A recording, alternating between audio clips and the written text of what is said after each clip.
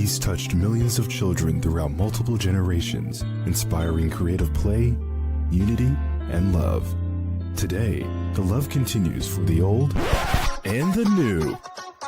Welcome to the Purple Rain Podcast, hosted by Best Barney Fan 2, Hedge on Stage, Terrific Tributes, and Malakai Finch.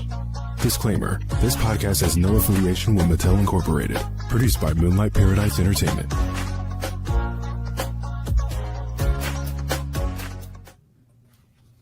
Hey, friends. That was bad. Hey, everybody. But to piss them off already. Welcome back to the Purple Rain Podcast. As always, I am Terrific Tributes. I'm always, here joined by Karan, better known as Mr. K from Mr. K's Clubhouse, who is currently filming season 4, correct? Yes. Yeah. So check that out when that comes out. Also, check out Echoes of Influences 2. When does that drop again? October. So you got some time. October. Cool. So yeah, be on the lookout for that. And also, I'm joined by Malakai Finch and Hedge on Stage. My partners in crime. Well, 3 partners in crime as usual. And we got a special guest today. So what? We all are. Everyone, yeah. We are. Guys, everyone is special. Come on. Everyone is special. Yeah, we are joined by well, I guess it's our first guest since launching this podcast. You know him as a recent addition to the Barney content creator YouTube family. Within the past few months, he has grown immensely, and by grown I mean his subscribers has jumped, his videos views have jumped as well within a short amount of time. Very impressed, I must say. And without further ado, we welcome the Barney Desk. Can we call you by your real name? Yeah, go ahead. Okay, yes. We're joined by the Barney Desk, also known as Tyson Man. Thank you. Yes. That was quite the introduction. I'm like, oh my gosh, I gotta match that. Oh, I'm so happy to be here. You. I'm so happy to be here. We're happy to have you, man. I can't wait to get into everything we're gonna talk about today. I gotta say, first thing I want to say, I've been planning this in my head for I've known about this for weeks. Purple Rain is such a fun name. I love that. That's so fun. I'm a mega Prince fan, so I love the name. Oh, dude, it's what? Very clever. Yeah, absolutely, dude. When doves cry, when I cry, let's go crazy on repeat all the time. When doves cry, I cry. I love that. So the other 3 panelists here can leave. I'm kidding. Give me 40 minutes and it'll be done. I'm dead. No, thank you to all of you for joining us. Last episode was immensely, I guess we'd say good. It was a good start to our series here. I do want to touch base on some things from the previous episode. Just kind of shorten it here. Karan, you mentioned having the Masters as well as Andrew and another person, and you did say, mention not by name a couple people within the Barney community who are essentially angry / jealous / just a bunch of emotions revolving around how you guys are releasing the Masters. To play devil's advocate, I will say, these guys were entrusted by the people who were once entrusted to keep the integrity of Barney intact, and that includes stuff like master copies or internal copies in this sort of vein. And it was, I'm sure it was very frustrating at the time because of the Barney bashing and all that went on during the 90s. If anyone had gotten a hold of those tapes, God knows what they would have done to them. And that's essentially what I believe Karan and Andrew and all these other people who were obtained these things are trying to do. The Barney history fans motto, as we know, is to keep the integrity and the what's the word I'm looking for? Somebody help me out. It's to preserve and protect the integrity of Preserve and thank you. And we can't do that without just basically hogging, I guess you'd say a good word is. I'll just say that at the end of the day, this is a children's TV show, and I do not believe we should, be all riled up all because of what somebody has or what somebody does.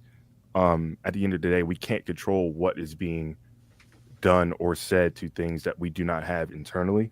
I get it. Everybody has their own opinion on Barney. Everybody believes what they think Barney should be. But at the same time, we must respect those who obtain these things because these are precious, integral things that they could have easily been lost. These can also be easily surrendered to Mattel, in which we will never see these ever. So, with that said, I would just ask that everybody please, remain respectful, have some decorum with these sort of things, and we can all have sunshine, happy rainbow puppies, or whatever. Are the puppies rainbow like colored, or are they just in the same place that the rainbows are? Yes. Okay. Hey, I mean, it's a great. You brought the energy down, but it's a great way to start. No, man, I just wanted to it's much speak on it. Caleb. Much better than what my response was going to be. So that's good. Good for you, Caleb. Can I add really quick? Just No. Sure. like really with Hedge. no, I'm I'm gonna be saying quick. I no. promise. I'm not gonna say nothing crazy. I just think also to the hypocrisy. Those who have things to say, they always preach about who and what Barney is, but the hypocrisy to how they're acting towards the people that have the masters or these internal things, and it's just kind of like, what's the point? So Yeah. just And chill with that, bro. Like, I sent the masters back, so no one has to harass me anymore. I don't have them. Now we can move on. Let's talk about the Barney disc. Our first guest. Oh. Get that out the way. So Tyson, if the floor is yours. If you want to talk about your upbringing, how you got into Barney, what was your introduction to Barney, if you remember, how did you eventually become this like video editing music whiz? Because your edits are like Immaculate. Aw, shucks. Thank you, guys. I Ridiculous. appreciate It's that. like, yeah, I appreciate that. did you just yeah, clock sure. it, Absolutely. Malachi? I also must have to. that's what the kids do. This, that. It's so stupid. I hate it. But yeah. I also have to thank you because you provided the instrumental, a great instrumental I did. Yes. of "I Love You" from Barney's Birthday Bash, which was impossible to find. Impossible to find a decent A good version. Yes. Yeah, for sure. And once I asked you, because I knew of your background and whatnot, and once you sent it to me almost immediately, I was like, "Oh, this is perfect." So yeah, the floor is yours, man. Just talk about yourself and your love for Barney, and why did you choose Barney as a lynch point for your YouTube channel? Awesome. Thank you. What an insane introduction. By the way, I do love the intro, how you've used the Birthday Bash instrumental. It's very pretty, very wholesome. Okay, sure. Let me get into it. So I was a kid I was born in 2006. I am a youngling, I suppose, and I had a lot of older cousins that grew up with Barney. It seems every kid that was born in the last decade or so was really into Barney. So my grandpa was at a grocery store or something, and he picked up this bargain bin of VHS tapes, and there was 3 Barney tapes in there. Apparently that was where I got into it from. I don't recall that happening. I just know it did. I do have a memory of my grandma on my other side. She had a copy of Campfire Sing-Along from one of my older cousins, and she would use it as leverage to get me to go visit her, being like, "Oh, I have your Barney tape. Come on," like fishing reel. "I have your Barney tape. Come to my house and I'll let you watch it." I still have it. Yo, he was sick. Come here, boy. You know what's I'm not even that big a fan of Campfire Sing-Along. I don't know why but apparently I was enthralled. Since then, I just for a good, like, I don't know, like 5-7 years after, Barney was everything to me. I had the pleasure of going to see him a few times at Universal. I attended Birthday Bash in Los Angeles in 2010 as like a 4-year-old. My parents are phenomenal people, and they just did everything they could. That being said, for a Canadian boy growing up in the late 2000s, early 2010s, Barney had like all been wrapped up as a production, and it was kind of hard to find some stuff. So they like scoured everywhere. I'm pretty sure I had a Barney, a Baby Bop, and a BJ Halloween costume. It was one of those like late hit era releases. And I loved those things. So eventually I grew up out of Barney, and not like as in like oh, I hate Barney. Barney's dumb sort of way. No, just like I grew up, right? And Barney was my childhood best friend, and that was how it would stay. I went on to do other things. Whatever. That's irrelevant to what this is about. And then about in August, I think, I was browsing the internet, and I'm like, oh, dude, there's a Barney wiki, and there's a Barney Discord and a Barney Facebook group, and there's all this history. Well, it's crazy. This is like, I remember Barney. I was into Barney. And so I spent a little bit of time like joining all these things and being like, and learning stuff. And I'm like, dude, I thought I was a Barney expert before. Oh my gosh. There is so much cataloged everywhere. And that was History Fans. That was the wiki. That was all these things.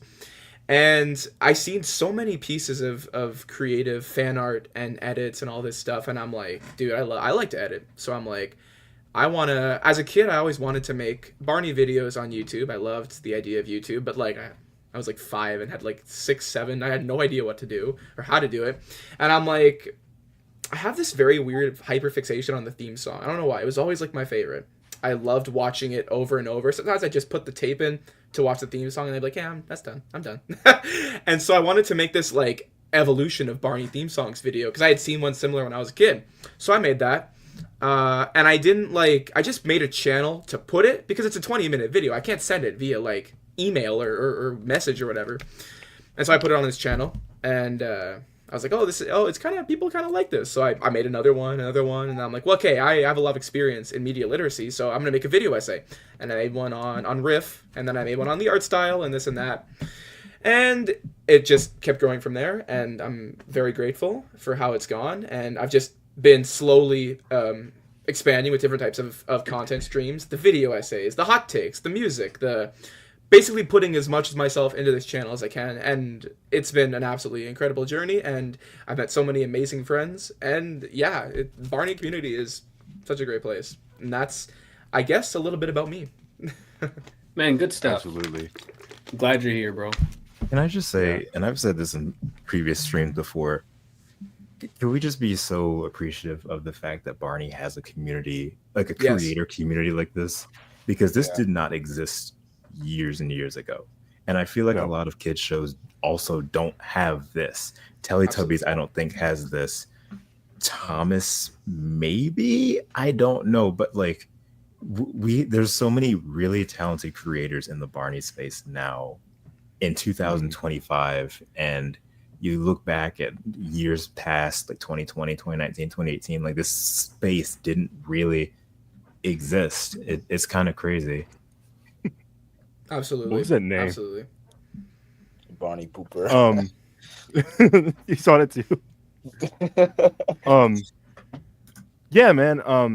Yeah, it's always nice seeing like a creator kind of like pop out of nowhere and grant this great success. And to kind of give Hedge his flowers here, I will say it is probably all thanks to him. Without him, I don't think a lot of us would be doing video essay type things. My channel was originally like compilations and stuff, but they weren't really original.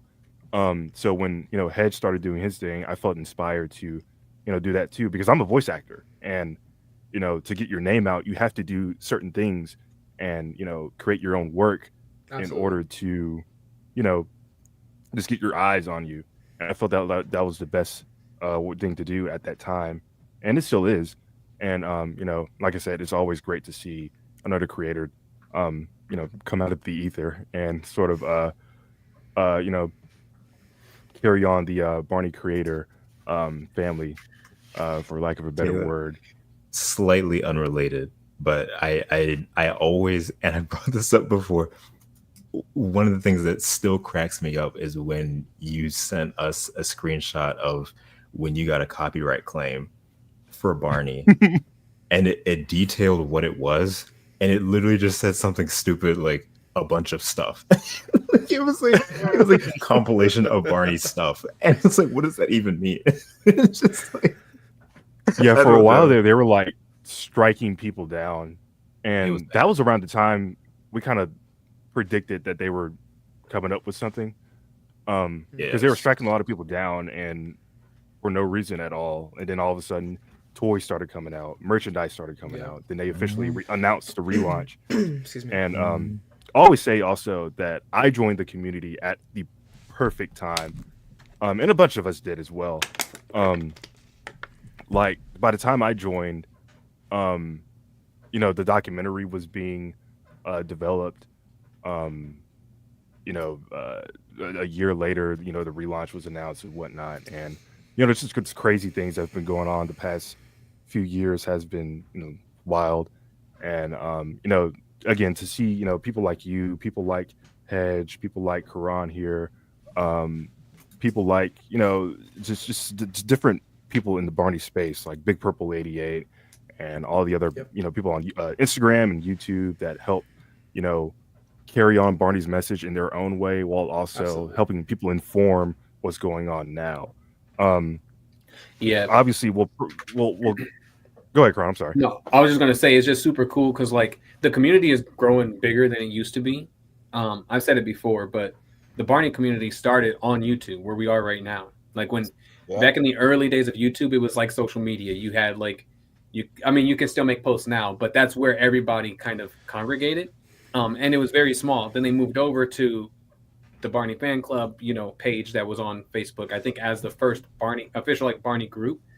But it's cool because the creator, like the Barney creators, is still a very small group inside the Barney community, right? Like there's people who upload Barney episodes and videos, and that's great.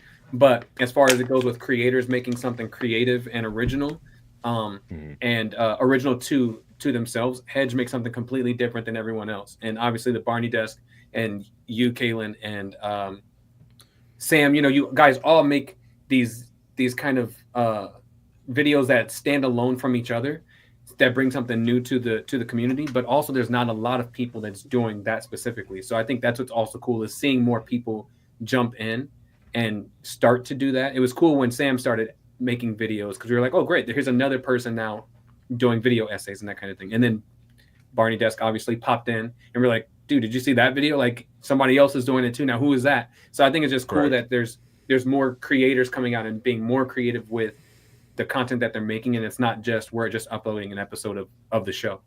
You know what I mean? Absolutely. If I could add to definitely gonna say that. Oh no, go for it. No, sorry. No, you go ahead. Go ahead. Because I feel like, because Sonic Hog definitely led. I started the spark for that, right? The Barney, whatever it's called, Barney Sensation. We're still waiting on part 2. And I've been, yes. And I've been on YouTube, oh my gosh, 15 years. I don't even like saying that. I need to break up my cane.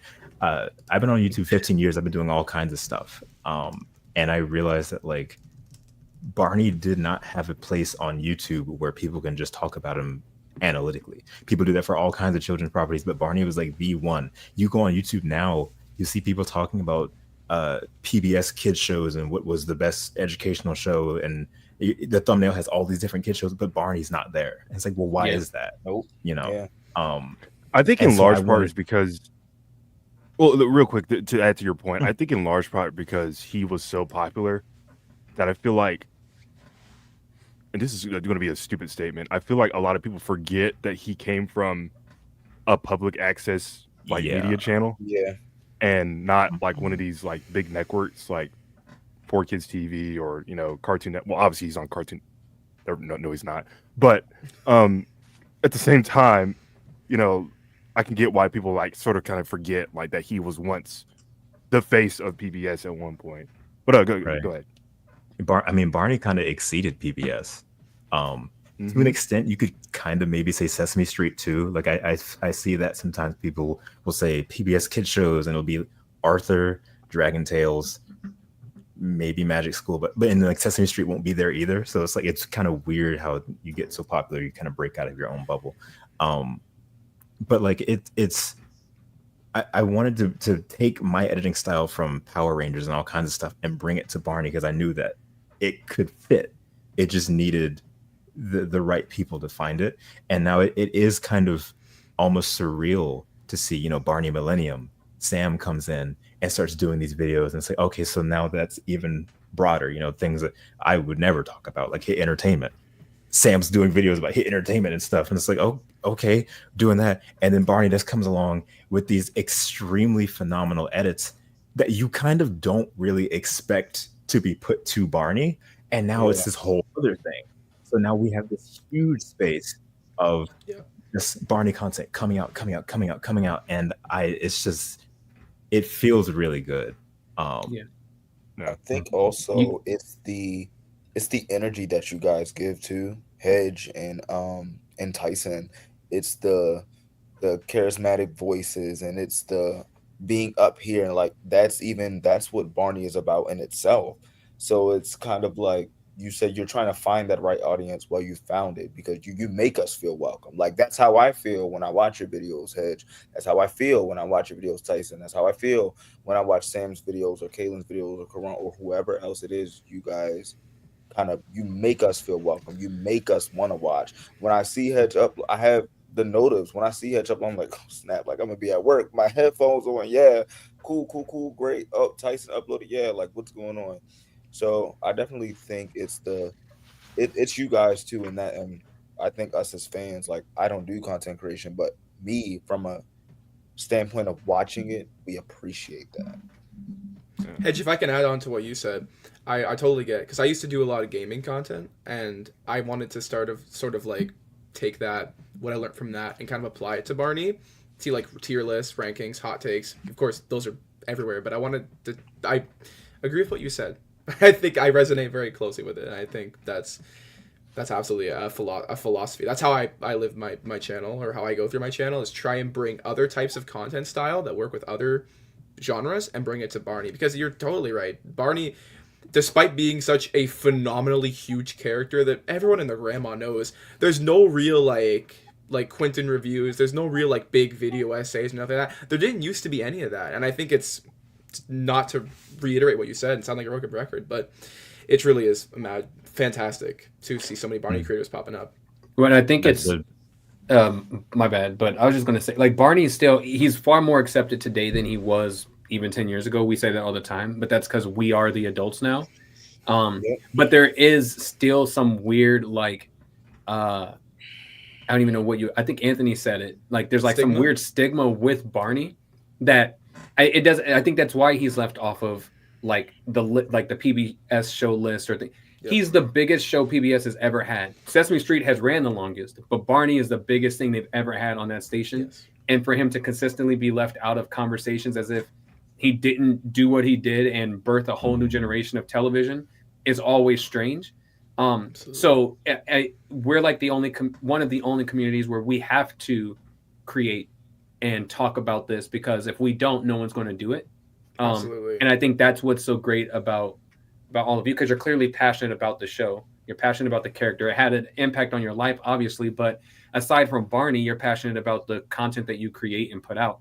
So when you partner being passionate about your creation and partnering with a show that you love, whether it's Barney or Power Rangers or Sonic or whatever it is, that shows through the screen like a television show or movie that someone puts their hard work into.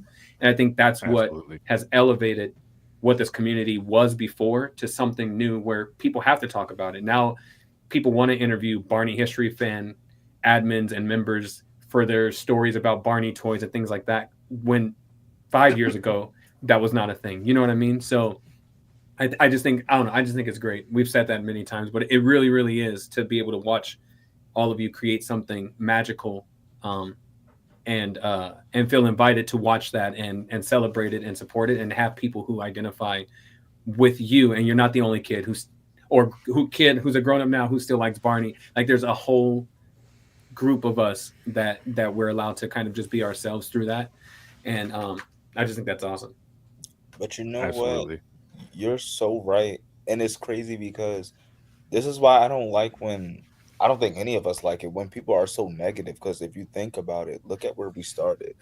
I remember people used to take a camcorder, and when on demand was a thing and Sprout was a thing, people would play those videos, and it was like my furry feather friends, part 1, part 2, part 3. Dude, there's like 7 parts of home videos. I remember the audio is terrible on a terrible TV screen. Bro, and then like I remember having people, they would only record songs. There would be somebody singing in the back with the songs too, along with it. Yeah, that's where it started, and it's like it's so beautiful now, and we're all saying that. But that's like we said in the beginning. That's why I don't like when people are so hypocritical, and it's like, why we got to be that way? Because this is a beautiful thing. Barney is a beautiful thing, but you can't practice that, and you can't preach that, and you don't practice it. The irony will always be that Barney's a show about love and caring and sharing, and we just ain't doing that. The irony will never not be funny. And it's just because it's ironic, but it's also because it's just easy. It's always easy to hate things that are like positive. So all the time. That's the thesis of the documentary. That's the thesis of the documentary. Exactly. Yeah. Absolutely. Ooh, I love this conversation. Look at this guy Barney. with his hat. Yeah, dude. Just barely Look at his hanging hat, on. dude. I feel like I'm losing my train of thought. Hold on. You said you love this conversation, dude. Barney. Hating Barney, but it's easy too because it's so easy to hate on Barney. And I feel like it's so unfortunate that Barney found itself in this pocket where people don't look at what Barney did. People don't look at what's in a Barney episode, what's in a Barney home video, what he's about. They only see him as one thing, and that's he loves kids. And there's that one thing, but like they only see him as like one thing. And so when people go and they hate on Barney, I saw a tweet today where it was a video of like Blarney. It was like a skit or whatever. And everyone in the comments was like, why did we hate Barney? Why did we hate Barney in the 90s? Why is he hated? This, that, and the third. And it's nice seeing that being talked about now. But like even in that comment section, no one could bring up like what Barney was about, what Barney is. Oh, he's creepy. And it's like, well, why is he creepy though? Like why is he creepy outside of you heard that he's creepy or you were taught to believe that he was creepy? Have you seen anything about Barney? You know, like people don't really engage with it anymore. They only engage with what people said that this is. And it's so unfortunate. And it's literally like, oh, sorry, go ahead. Well, I was going to say like it was the adults obviously at the time, but also famed multimedia journalists would like berate him and whatnot. Jay Leno, before Jimmy Fallon took over, when Barney's Great Adventure was being released, it was around the same time Titanic was getting a home release. Oh, so have you guys seen this video? Yeah, Barney's Titanic Adventure. Yeah. So they combined the two, and it was just a hit piece on him specifically. And I'm like, what's the angle here? And like you're. This is for children.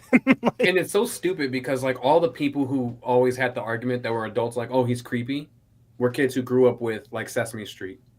You know what I mean? You had Big Bird, who's just a mascot costume like Barney was. You know what I mean? Like who also didn't have. I don't think Big Bird's eyes really move or anything like that. So he's like just like Barney, they have these blank stares. You have to bring them to life because they're puppets, literally. And it's like there was never nothing that was weird or creepy about it. And I don't understand how that was the angle. And I hate like how people now they try to use like the hate that Blippi gets or things like that as like a direct correlation to like the hate Barney got. And it's like it's not the same. One is a grown adult who acts like he's 3 years old, which is weird. Like you don't have to do that to entertain children. And another one is an imaginary toy who comes to life by a 3-year-old's imagination and teaches them about love and happiness. Like those are not the same thing. And do you think it's because of things like the I Love You song that made people think he was crazy? Like do you think if Big Bird at the end of every episode of Sesame Street sung I Love You, that Sesame Street would by proxy get a similar, not the same, but a similar level of negative comment because Sesame Street didn't really get that. Absolutely not. Not really. You know why? Not really. You know why? Because the adults that were bashing on Barney throughout that time essentially grew up on Sesame Street. Yeah, exactly. So, you know, if they were to do the same thing, it would be like, oh, well, I grew up on that, so that doesn't really count. And plus, Big Bird is Big Bird. I think which is like when Steve Burns said that thing in the documentary. You know, like when Steve Burns said that quote in the documentary. Okay, take your comfort, take your Elmo, take your Big Bird, take your Mr. Rogers, and imagine that with what they're doing to Barney. I think people really don't think of that. It's not bad because it's not what you grew up with. Like, that's just a really point I really think is important to get across. You know what I mean? Well, look at his situation. Like, he stars in this popular preschool series, and you know, Blue's Clues wasn't, you know, bashed or anything like that, to my knowledge, but it had to be like hard for him for like people to come out and be like, "Oh, that's Steve from Blue's Clues." Like, okay, that is my real name. Yeah. Really? Yeah. It was bashed after he left because they didn't like that they brought a new person in. Like Joe. And then he started, but then he started getting like the death threats, and then the fake death, like, oh, Steve Burns has died, like all of that kind of stuff. So he dealt with a different kind of hate that was still very weird and uncalled for. But I think it's largely because I think it's preschool TV that faces that. Sesame Street's not a preschool show. Now it's very much more of a preschool show than it used to be, but it never was. Because of Barney. Exactly, yeah. As soon as Barney went off the air, they just adopted the entire formula. That's just exactly what they did. But if you think about it, though, like if you think about it, all the children's shows that really get hate are preschool based shows, and they all came because Barney was successful with doing it, right? Barney took all the heat, but then you had Blue's Clues that was very preschool based. You know what I mean? Who, you know, it's easy to punch on those because people often forget about those kind of kids. I mean, I'm not huge, right? I haven't really gotten that big. I'm known, but I'm not that big, and I still face hate just from my own community because I'm a preschool show that plays and sings with kids. So like it's also a weird stigma with just the fact that it's preschool based, I think. But yeah. It's also people also over sexualize everything. It has a lot to do with things being over sexualized. It has a lot to do with certain parents. Like I even know, like I can use some fathers as an example who didn't like their sons loving Barney because that love they were giving that to Barney, and because Barney is this dinosaur and Barney is a boy, like a lot of parents were insecure about that and they over sexualized it. A lot of people take these shows and they over sexualize such a beautiful thing. Look at freaking Barney's World and Billy's new name change. They over sexualize everything. Well, but you know, that was a corporate decision. Yeah, but that's not really but like it's both of those, Kaylin. So it's a corporate decision, obviously, but it's also adults over sexualizing because if you think about it, think about season 13 of Barney.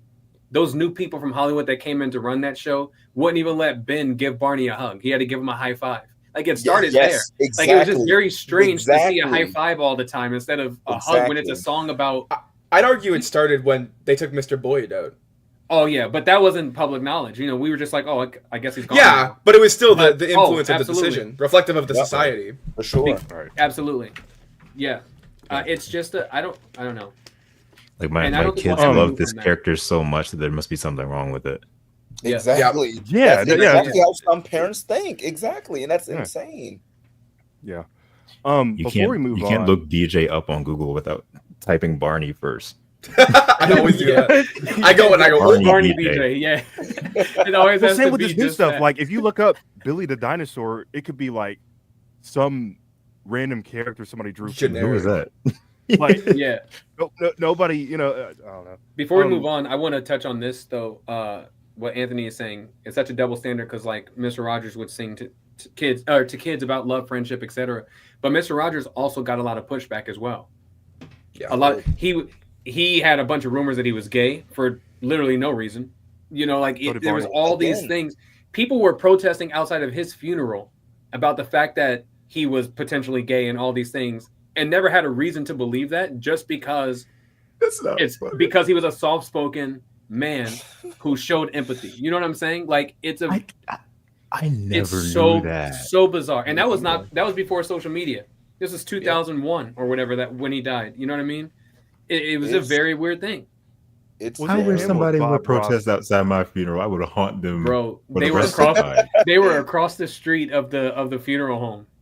That's insane. That's insane. Was it him or Bob Ross that was a Army sergeant?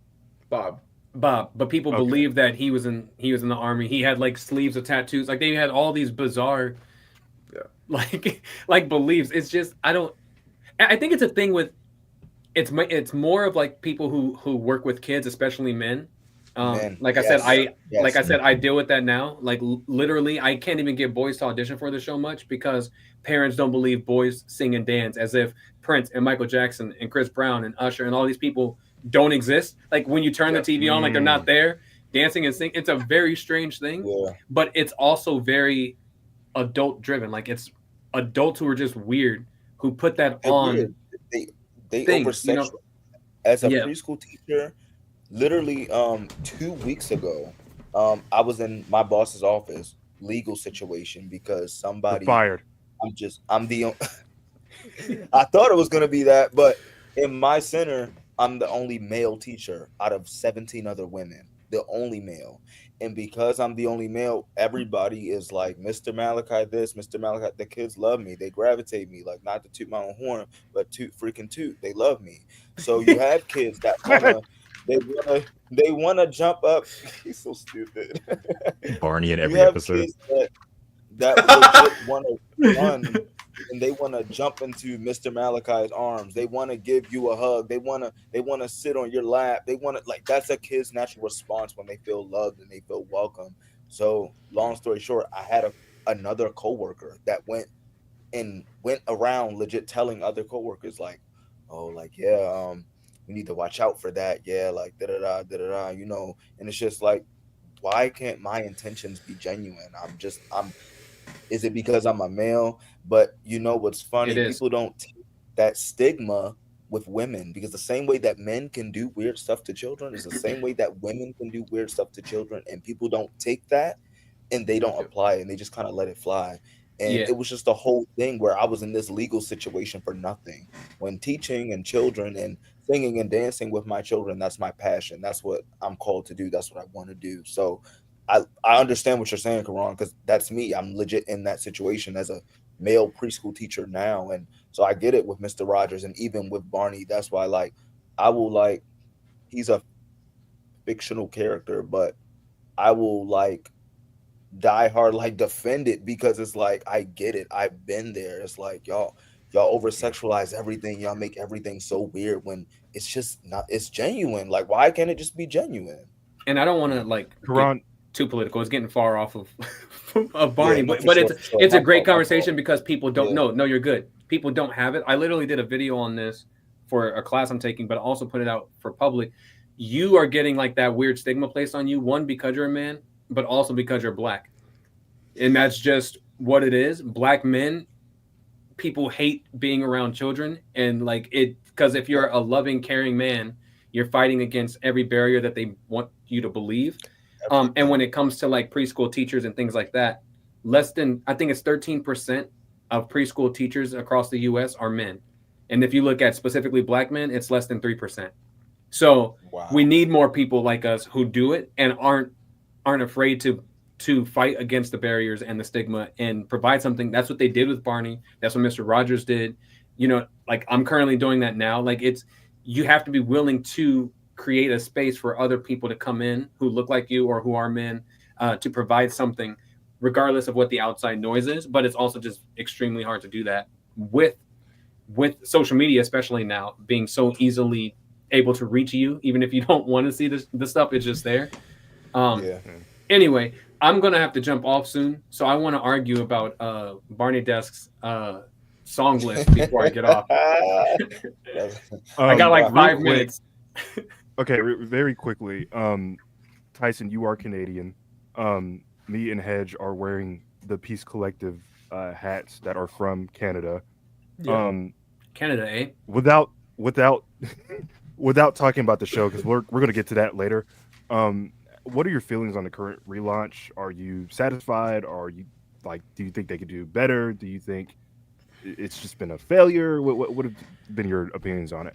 Well, I'll tell you, I actually, when the reboot first launched, I actually wrote an entire like 10,000 page essay, to Mattel on what they should do. I actually have a copy of it here. It's called How Riff Saved the Franchise. How many pages?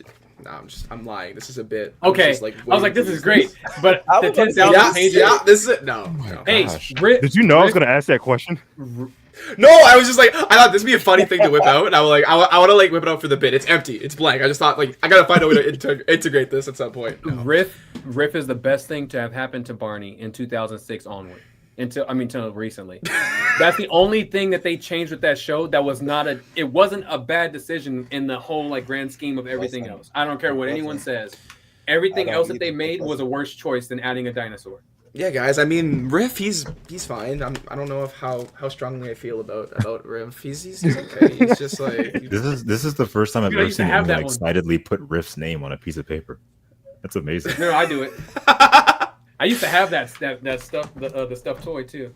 Oh, dude, he's amazing. He's a goat. And Karan, I love it. Karan, I would have to agree with you. I think we give him a lot of flack because he came at a time where the show was degrading, and a lot. But see, that's not Riff's fault. Riff was put into a show that already had this drastic personality change for the three dinos, Barney and Baby Bop especially. That wasn't Riff. Right. Riff was put into that, and instead of acknowledging that difference, it's like, must be the new character. Must be, what's the dude from Fairly Odd Parents? The baby. Poof. It must be, you know what I mean? It must be that. That must be the reason. They introduced a new guy? No.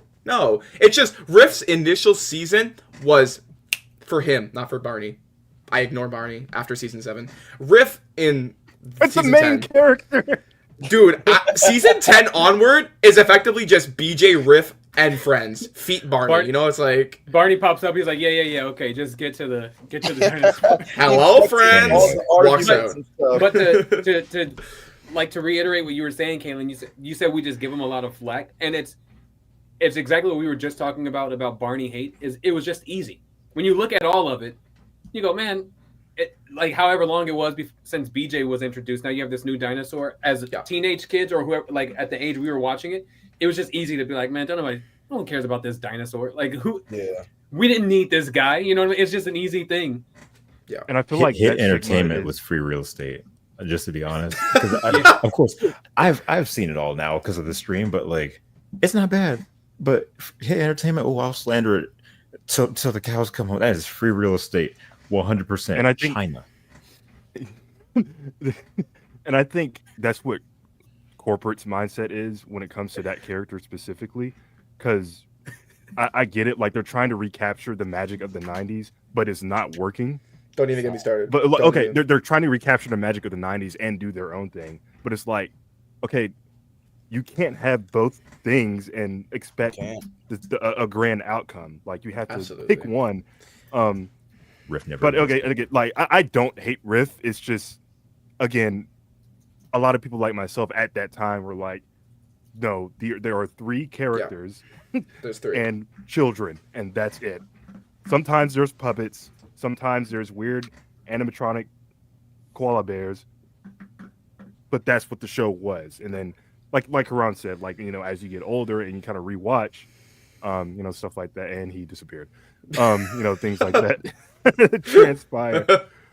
Oh, okay. Now that he's gone, we can talk about your top 15 Barney songs. Sure. Oh, he's such he's so annoying. Yeah. No. That was great. As you guys, like I said earlier, Karan is currently filming season 4 of Mr. K's Clubhouse, and he, you know, is actively working on that and, you know, watching footage for that. So again, be on the lookout for that when that comes out, as well as his new album and whatnot. But yeah, let's talk about it, man. When you made that video, what were you thinking? What were you thinking? I'm kidding. You know what's crazy is like I didn't like. It's so chill. Like I'm not. I've seen the reaction. I'm like, dude, this is interesting. I'd like to explain my philosophy on making it, but I'm gonna save it for when I think it's more applicable, because I know what I want to say, but I want to like get into it more. You know what I mean? You know, I try to avoid like the top, like whatever number video thing. I did one on home videos and I had an outcry, and I'm like, no, dude, I'm basing it off of my personal interests. Like, exactly. Like, What a World We Share was probably the most played video in my household. Yes, because yes. The production, you know, the travel logs, the sets are amazing. Story. Yeah, the travel so grandiose. Everything. It was the music, perfect, bro. Like the whole idea of, you know, sharing is a language anybody can speak. They even say it in the commercial. Like, I love that because of its message and, you know, how it was presented.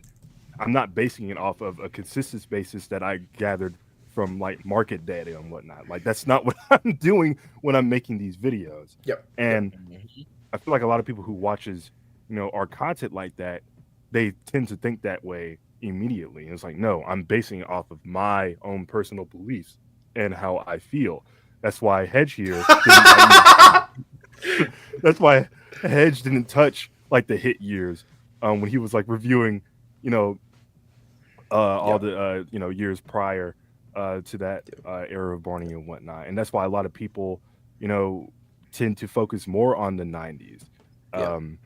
You know, because again, that was Barney's peak. That was when Barney was successful. Back for sure, at the same time. absolutely. That wasn't just when Barney was, you know, there, if that makes sense. But yeah, man. So I feel like we don't have time to like dove into all 15. Of course, I feel like we don't have time to do the list anymore. So anyway. Just talk about the one that's bothering Hedge. It's Mr. Knickerbocker. Let's just get into that one because let's get into that. Apparently, Hedge has never liked that song at all. Never. I seen in the last the little podcast clip about of Hedge and Karan going off on that one. So I wanted to give an answer. So so let's, if I may. So to address one thing, Karan was like, "Oh, you said you don't even like Mr. Knickerbocker. Why is it this high up?" Okay, I want to prefix that. If it didn't come across in the video, I think context is very important. That's kind of a quote taken out of it. I'm saying I don't like it as much as I like the top 14. But if I didn't like the song, it wouldn't be in the top 15. Because if I were to make a Barney, I ranked every Barney song, just not even top 15, just the whole discography, top 50 would be absolute bangers that I absolutely love. So it's not, I didn't mean I don't like Mr. Knickerbocker. I mean, it's like not as my favorite compared to the ones above it. To address the lyrics thing, you don't think Mr. Knickerbocker has good lyrics. That's what you said. Is that correct? Is that what it said? That's what you said. Roll the clip. Do you remember? Actually, I really don't remember. You're like, oh, Mr. Knickerbocker has bad lyrics. I want to address that. Okay. You came ready, bro. You get the ammo. Yo, it's crazy. You were out of frame, and Karam was speaking, and Mr. Knickerbocker has bad lyrics, and then like backed out of the frame. Hedge, I don't want to speak for you, but I feel like it is a song that its whole purpose is for you to, you know, move your body. But okay. Yeah. Mr. Knickerbocker as a song, this is my reasoning. Mr. Knickerbocker does not have these deep lyrics, and that's like, it's not a deep, it's not a Just Imagine, it's not an Everyone Is Special. The goal of Mr. Knickerbocker is repetition. Your ass up and start dancing. Well, I mean, I'm talking just like lyrically. I don't even mean like from that perspective. But yes, obviously that's a great part of the song. But Mr. Knickerbocker lyrically is all about repetition. Barney, as a fundamental show, at least in the early years, was being based off that repetition mindset. Repetition is how young toddlers 2 to 5, how they get their information. Not only, Mr. Knickerbocker has like the way that you boppity bop, it's ping pong. It's also got that tongue twister that improves the diction of children. I like solely based Mr. Knickerbocker for some of my early diction as a kid, because I used to have a bit of a speech impediment, and Mr. Knickerbocker absolutely helped out with that whole like the I don't want to say the Lin-Manuel Miranda wordplay, because that's a really random reference, but That's why I think Mr. Knickerbocker succeeds at what it does as a concept. It's not trying to be deep lyrically. It is trying to be a diction-based, tongue-twister kind of song, and that's what it does, and it does it well. That's what I'm marking the lyrical content on. I'm not going to be like, oh, is this as deep as Just Imagine? Am I sobbing to Mr. Knickerbocker? No. Well, also, the lyrics aren't particularly telling you, or they're not particularly instructing you on how to do the dance. It's just more of watch us and do what we do. They literally say it before. That's exactly what it is. You quoted direct quote. Barney said it. That's exactly what it is. Yeah. So I kind of get that aspect, but Hedge, I mean, 3 of 1 here. I think you're kind of outranked here. So Kind of cooked. yeah, you have to like the song now. The hedge has been trimmed. Now it's just a bush. I gotta put that somewhere. I think it's weird to describe why I don't like Mr. Knickerbocker, because it does things that I do like in other songs. Like I don't generally like when a song is very like, I lost my train of thought again. Oh my gosh. Everything is telling me not to talk about this song. It's just like pulling it out of me. Don't fight it. I always just come back to the yeah. I'm like, Oh my yeah, God. it's pretty funny. I gotta turn it funny. off.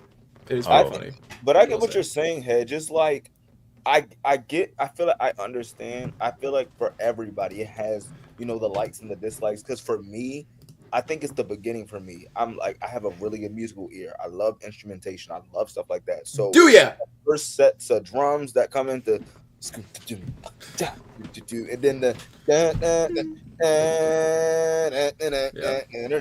like that for me, especially in the early years, that's like, oh snap, yeah. What's Well, that was going on? the standard one. Yeah. If you go back and listen to the one from 3 Wishes, it's funky.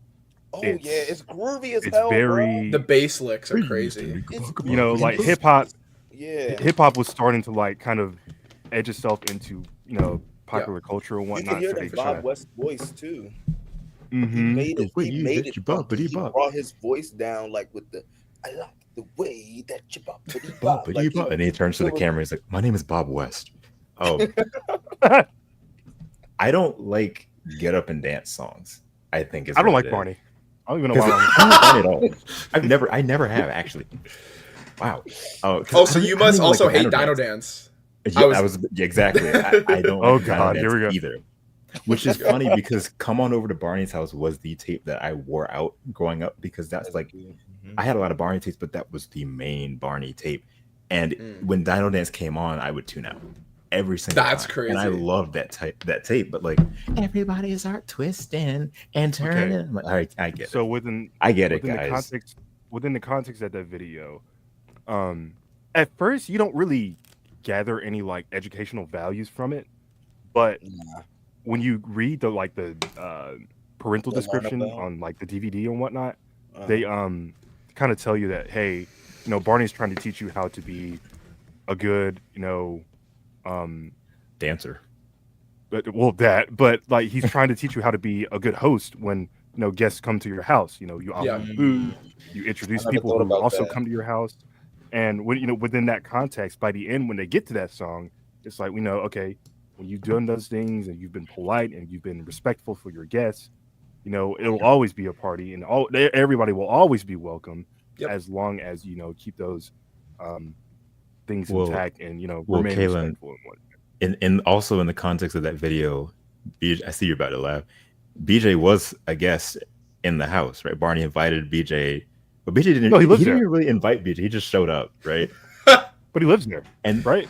And does he? They get a knock at the door, and I don't know what was it? Whose hand was it that was at the window? Big Bad Wolf, and then Jack and Jill. Yeah, so BJ was a guest at the house, and immediately he heard the doorbell or the knock. He was letting people in. Don't go let somebody else into my house if you're a guest at my house. It's kind of implied that him and Baby Bot may live there. So I wonder if that's where they disappeared to. crazy. It has to be. Probably. I don't like the explanation of they think about all the fun they had during the day and they disappear. What the hell does that mean? Where are they going? They never. Well, existed. okay, so Steve White actually explained that. That's what he said, though. He said they think about the fun they've had and they disappear. Okay, so you know what I'm talking about? Yeah. What the heck does that mean? Where do they go? I've never heard that before. What?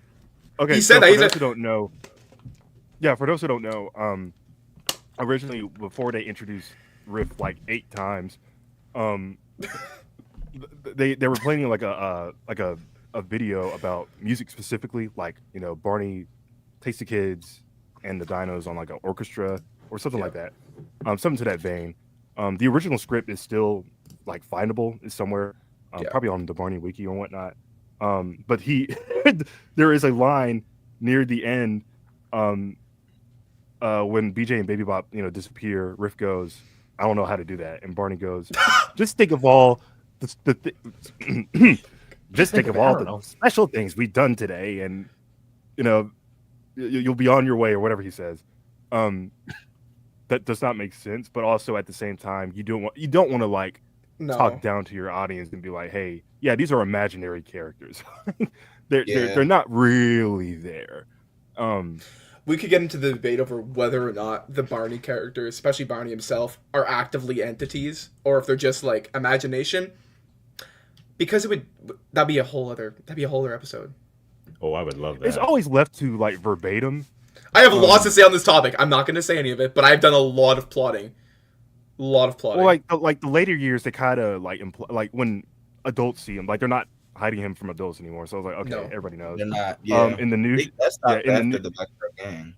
No. Well, I mean, Night Before Christmas has the little like, oh, he's just in the other room. So weird. But that's a gag. That's good though. That was the best. That was a great part of the home video.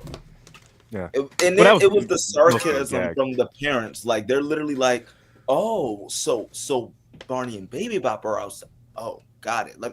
I should go get some more cookies. Cool. Yeah." So that's how it would be. But also, you should know your daughter stays after school for God knows how long to play with her friends and presumably their stuffed animals. So you should know by now who this thing is. I was thinking about that because I was watching season 1 the other day, and I was like, "This must be weird that they're staying all this time after school." But in reality, day. Like what? It's like, okay, 3:00 is when like most like average school time.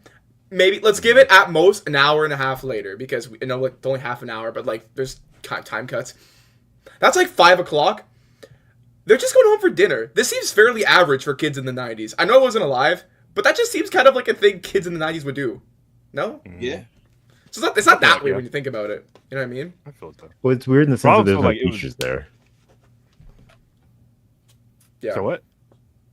Wait. Oh, you don't see it? Hello? What happened? Are you looking at what's the going on? I was looking at the DVD. Hedge is talking. I don't know what he's saying though. Hello? Hedge, can you hear us? Hello? I can hear you.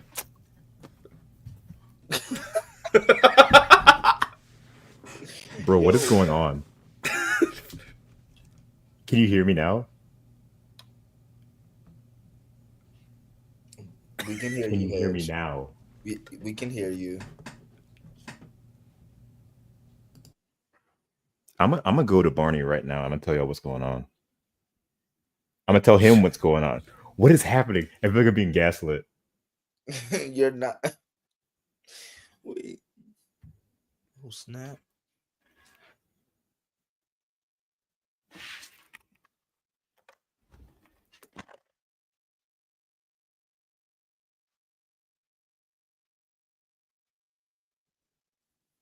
I feel like Haran is. I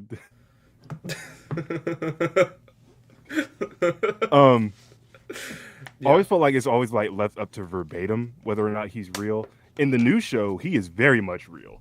Terrific. We don't have time to get into this. We just not to like get you on your own schedule, but like we don't have time for this discussion. This is too big of a topic. Put the worms back in the can. Close the lid. Well, you know that could be a good collaboration video. Wink, wink. Terrific desk. Terrific Hedge desk. And the whole video, Hedge is just muted. Terrific hedge. That's like a Disney Channel crossover. So going back to your list, what yeah. made you choose your top song? Okay. Oh god. Which Yep, one? here we go. I Hear Music Everywhere. The best song. Oh. Okay, I'll defend it. Okay. So something interesting about me, I'm now known as the Riff guy, and because I love Riff, he's the greatest character ever, and I've done so many strides to further the Riff fandom, all four of us.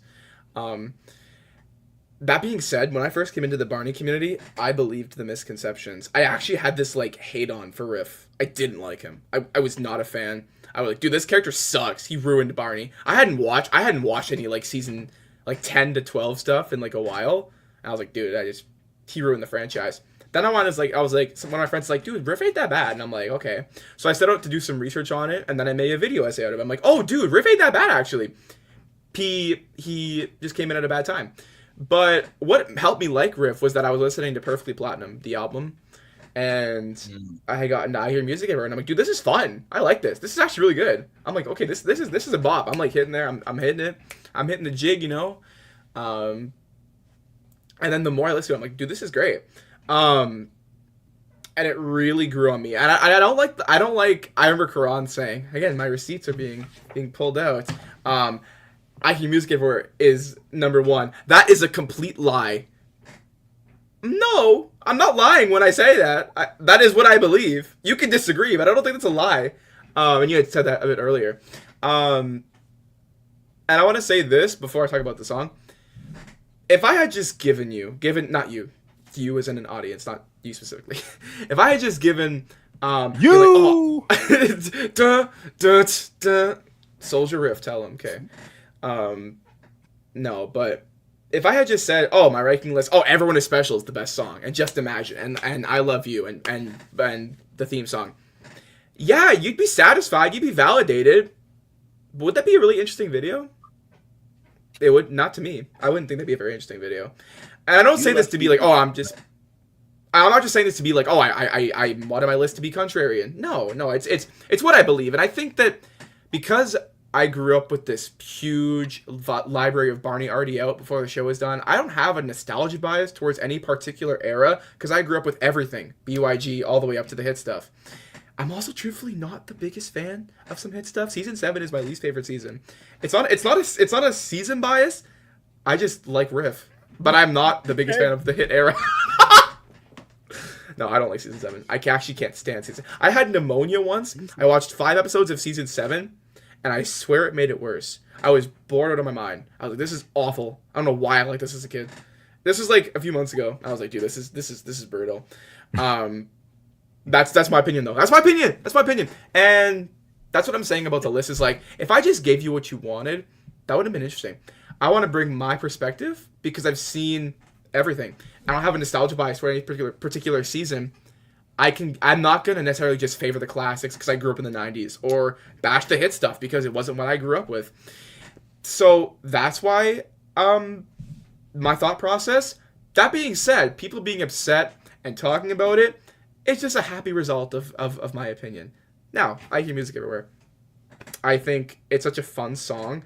I find Riff vocally sounds like he's about to explode during every verse. It sounds like the excitement is palpable. It's coming up. He's like, wowzer. And he's like, I love when Riff ad-libs. He sounds so overjoyed. I love the riff. I love the voice Riff. For Riff, oh my gosh. I love the voice Michaela Dietz puts on for Riff. Especially in the early seasons. Mainly the early seasons. The instrumentation is great. I love Joe Phillips, especially his hit instrumentation. He cooked on that song. I love it. It's so fun. Okay, I'm not even done. Let me say my piece, and you can disagree. But I want to just at least give my piece out on the song. If that, you know what I mean? Okay, yeah, go ahead.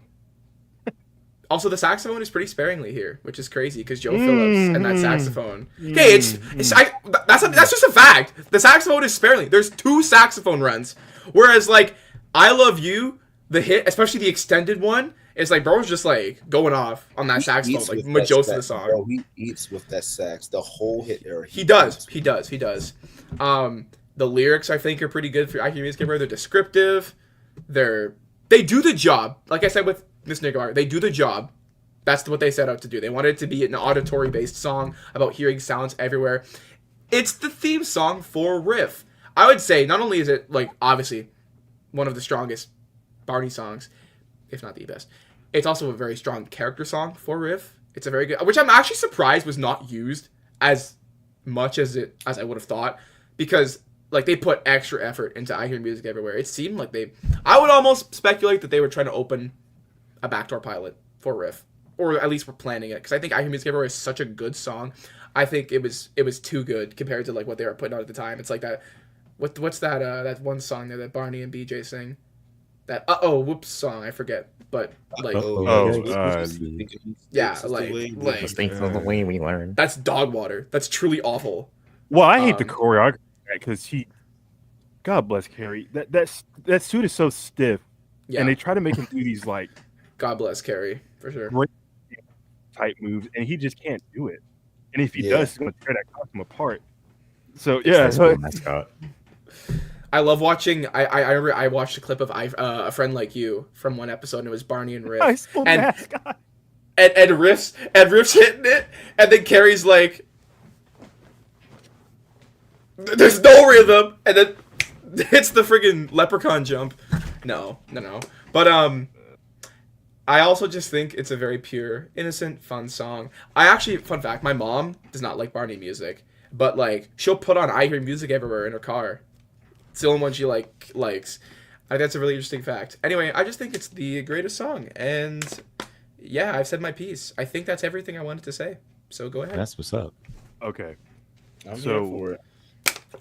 I much prefer You Can Make Music with Anything. That's a good song too. Yeah, that's fair. Only because of like the genre.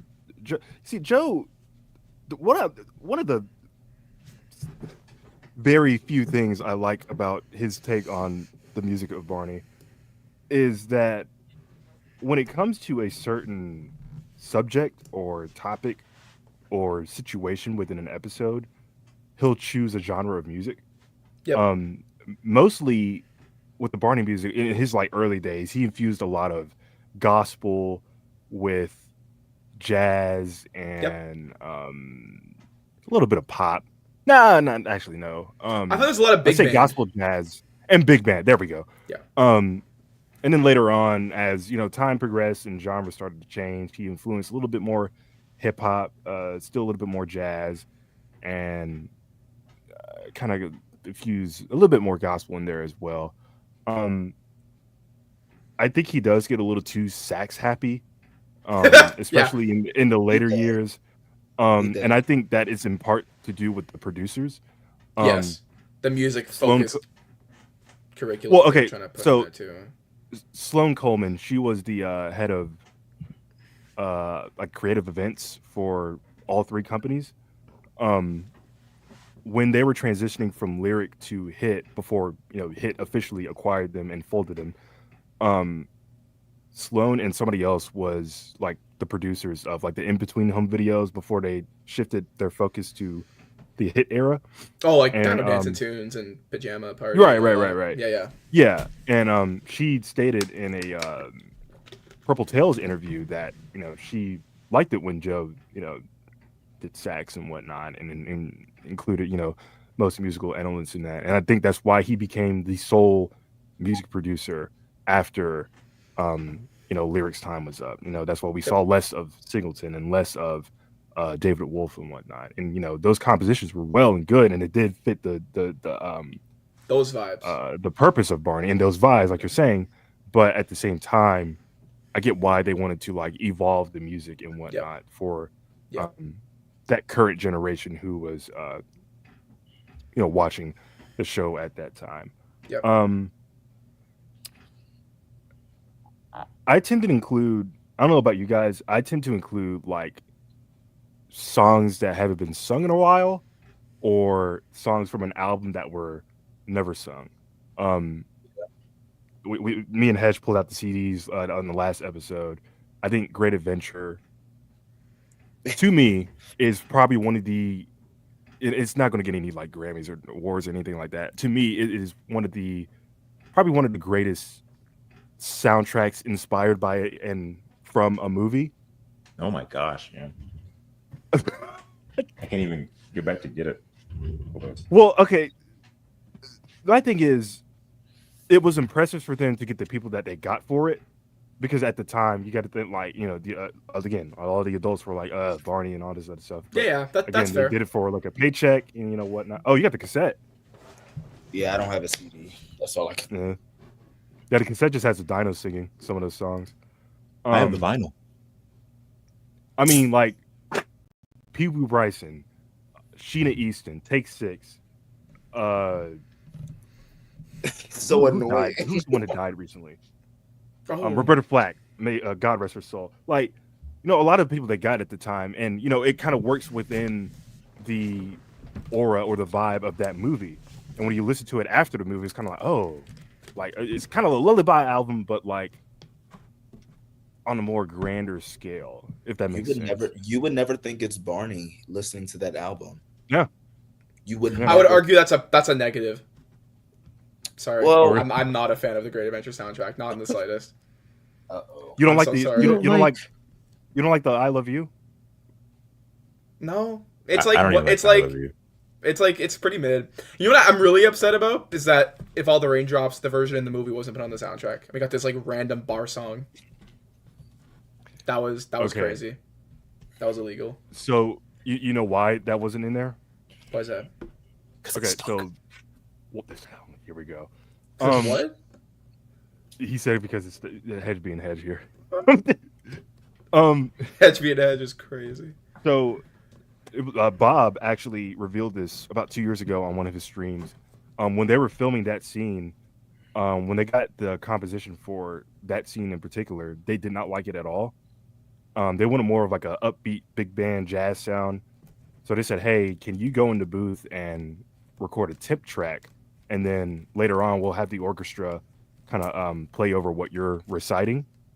And that's how they did it, because they needed a tip track to film the scene, right? Of course. And I guess when it came down to the soundtrack, they're like, all right, we got to get this movie out. We don't have time for that. Pee Wee Bryson, you know, he did some music for Disney and whatnot. Let's just get him, like you said, like a slow lounge bar rendition of the song. And I think it works fine for the album. I don't think if you put that in the movie, you're gonna bore those kids to death. Yeah. And again, and that's speaking on your perspective of it all. But I think the soundtrack is phenomenal for Tyson. I what need you to its purpose was. Tyson, I need you to close your eyes just for a few seconds, okay? Close your eyes and you will find there are pictures in your mind. You can... Don't open your eyes. Don't open them eyes. Don't. You can go... The lyrics came You out. don't know the words. I know the words. Hold on, let me open my... Most anywhere. Those things are very real. Wow. Ooh, that Dean was, did sing that. That was going back to Dolly when Dean and Dolly sung it. Oh right, yes. No, well, Dean sung it. Dolly following along. Oh yeah. I've met Dolly multiple times.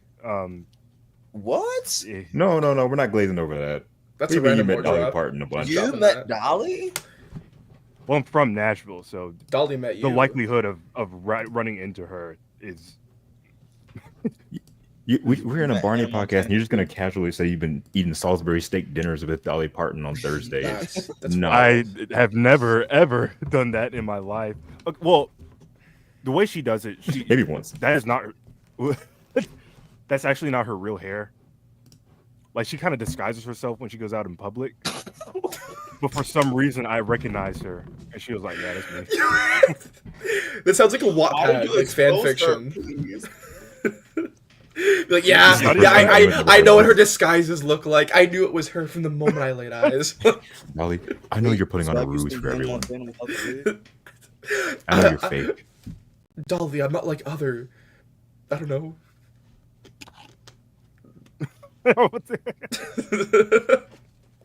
Oh god. Do you plan to make like a continuation video on that?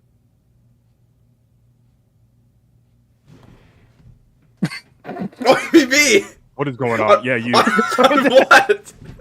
On the top what? 15 on your top songs. I might make a top 15 worst. I don't know. I'll do that. I don't know. Dolly Like Parton wig. top 15 times I met Dolly Parton.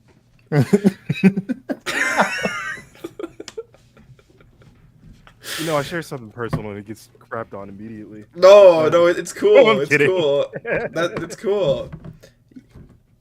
I was gonna mention. Yeah, I was at Neverland Ranch. Yeah, just casual. You're right. Oh, God, dude.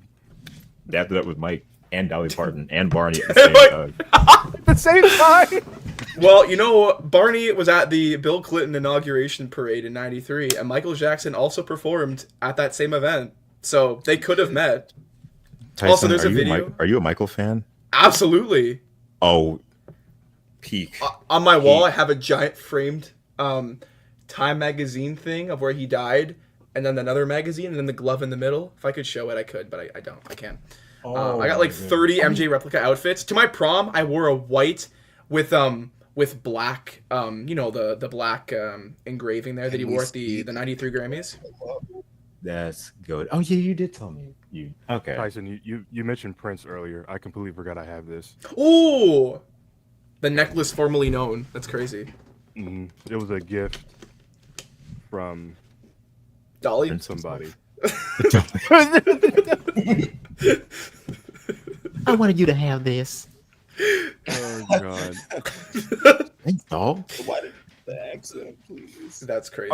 No. So so you said you may do like a top 15 worst video. Yeah. What would be like some of your picks? Okay. Kind of get like an early presentation. Okay. I'm very happy you asked. And at first, I would have said do the name game. But you know what? Name game has climbed the ranks for me as the ironically funniest Barney song. It is so funny. It's like rhymes with Mary. Wait, my rhymes with scary. You must be Mary. Your name. Me and my friends, the Barney friends, make so many puns about this song. It's like, it's so weird. It's such a weird song. It's like, okay, I gotta pull up some of the lyrics for you because it truly like is. Olivia, Pivia, Adam, and Stu. It's Like what? Some of them just don't even rhyme. Like straight up, there's one that Barney says about like penny. I'm like, it doesn't even rhyme. Wait, hold on. Let's see this. Baloney, banana. That's Tony and Hannah. What are you on right now? Because bologna and banana aren't like what? What was in those? I feel Like like they tried- That's crazy. I feel like they were trying to make like playground songs that kids could recite to, and ain't no listening one's to it now, remembering the it's kinda name like- game. No Right, one, like, no one nobody's remembering the name remembering game. that. No. I've always disliked the career march. Oh, that's fair. That's fair. Remember the season 1 episode when Yep. Sean is all like depressed because he doesn't know what to do with his life, and it's a bad way of phrasing it. But like Barney like magically like goes through the alphabet and like names like they all name different careers. I love And that it's song. distracting because you love it. I like that song. That's I like that crazy. they incorporate the theme song in "I Love You." But it takes I for- like that. Ever How does it go? like get through. It's an alphabet chant. It's like it's an alphabet Right. march or something. Let me see. It's like So, A, like- artist, B, B. Oh. Baker. C, C. carpenter. Like it just goes Cook on. or something. and then Yeah. Then it'll D, pause. dermatologist. It'll literally it'll pause and it'll do like an underscore from another Barney song. So they do like the theme song, like Caitlin said, "I Love You." So after D, it'll be like dancer, dun dun dun dun dun dun dun dun dun dun dun dun. E, Hey, engineer. Oh my like it'll gosh. get back. like a and it room goes back. That's instructor or crazy. something like. I'm like, oh god, Perfect please pitch. get it over with. My other choice, it's not a Barney song. It's Malachi. I think you know where I'm going. It's with not this. a Barney song. Well, it's a traditional. Your worst Christmas Barney song. song is a Doves Barney cry. song. Wait, It's a hold on. traditional Christmas song, and Oh. it takes forever to get through. Oh, I hate that. Oh Malachi, you know what I'm talking about. I skip past it in Night Before Christmas Every time. It's so freaking annoying, bro. The what? 8 days? Night 12, right? Yeah, whatever it is. Oh Yeah. That song, it's like almost 4 minutes long in Night Before Christmas. It's annoying. Yeah. I would love to be a fly on the wall when they were filming that scene. Yo. Would you? Take 37. Take it from the top. Like Joyner in the suit, like, can we please hurry this up? Sweating bullets.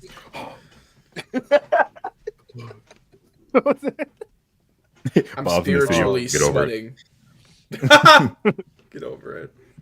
What would be your The guys' male song. Worse? Yeah, that one. I can't. I still don't understand. Oh, the mail. Yes, the mail. There's nothing like I put a letter mailbox. It's like why does it end like that? I can't stand that song. That's your Doesn't matter worst. what season? It's not my worst. It's one of the worst to me. That's just crazy. because I can't sing it because it sounds like the verse ends wrong. Mailbox. Like, why is that the end? I don't know. I don't like it. Anyway. So when's the last time you guys saw Dolly Parton? Dude, her and Riff were having lunch the other day. It was crazy. It took me years to. Why don't people remember you? Don't think about it.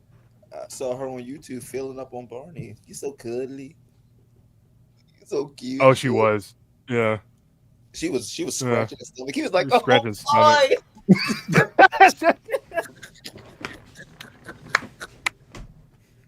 That's exactly how he was. Oh God. Oh man. All right, so let's move on.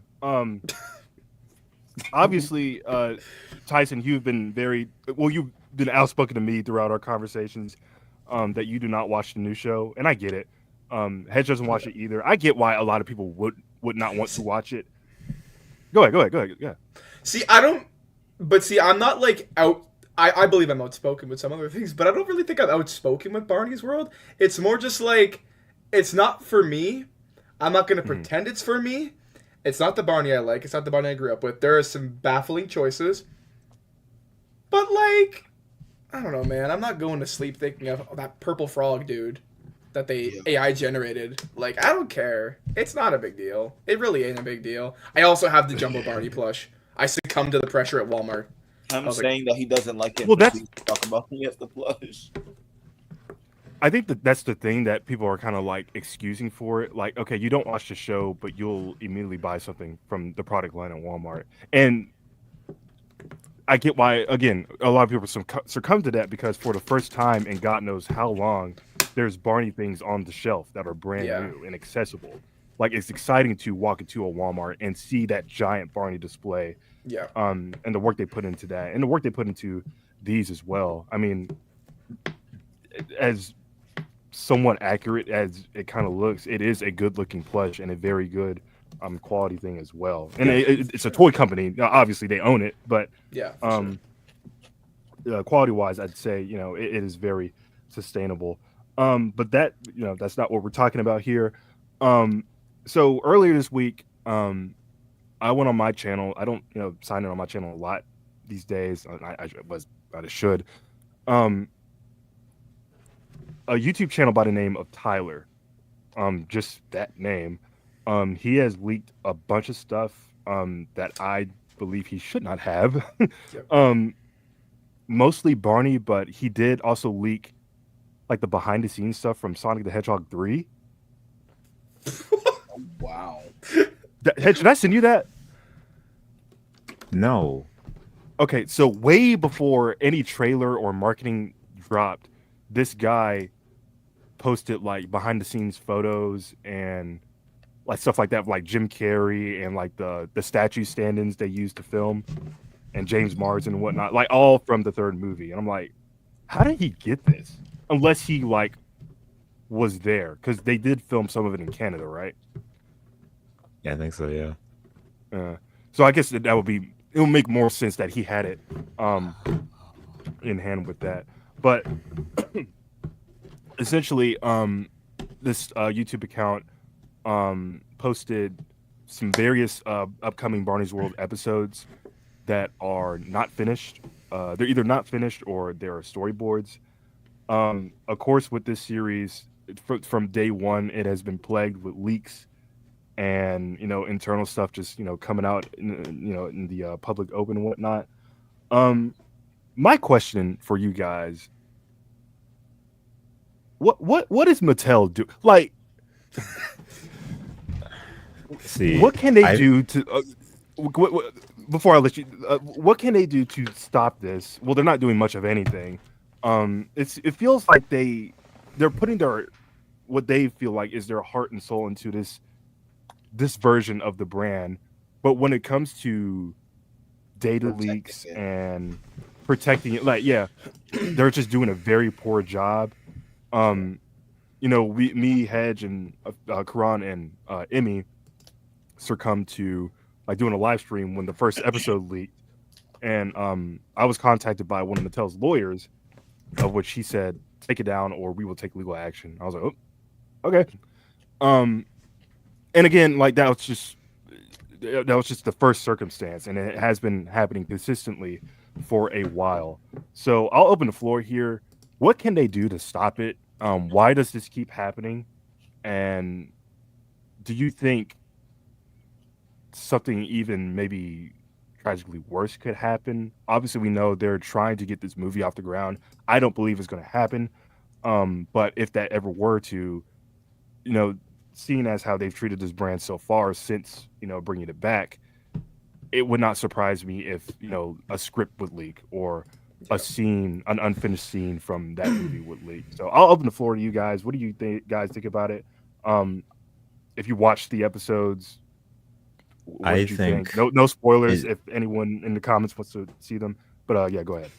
I think as much as I want to say it's a Barney issue, it's this year and last year has been really bad in terms of leaks for any children's properties. Like just not even a month ago, it's like a couple of weeks ago, Paramount suffered a massive leak. Anyone following Sonic Racing Crossworlds knows that like a lot of stuff has been leaking for Sonic Racing Crossworlds. We knew about SpongeBob coming to the game well before they even announced him, and